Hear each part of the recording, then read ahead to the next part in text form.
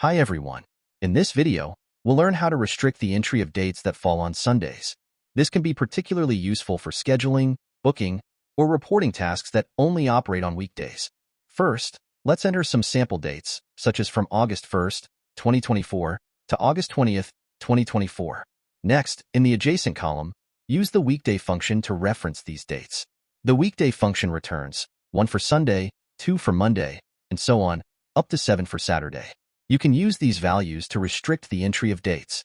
This step is for demonstration purposes only, to show you how the weekday function works.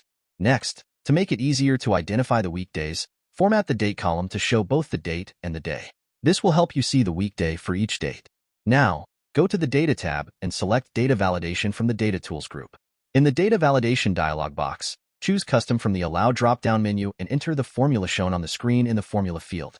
As mentioned in my previous video, data validation doesn't change existing data. It can only circle the invalid data. To highlight the invalid data, in this case dates that fall on Sundays, go back to the Data tab. In the Data Tools group, click the drop-down arrow next to the Data Validation button and select Circle Invalid Data. All dates that are Sundays will be circled. Now, try entering a date that falls on a Sunday.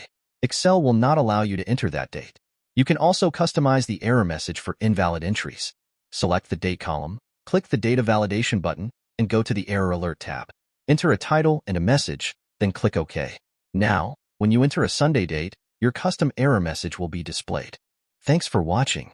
If you found this tutorial helpful, please give it a thumbs up, share it with your friends, and subscribe to our channel for more Excel tips and tutorials.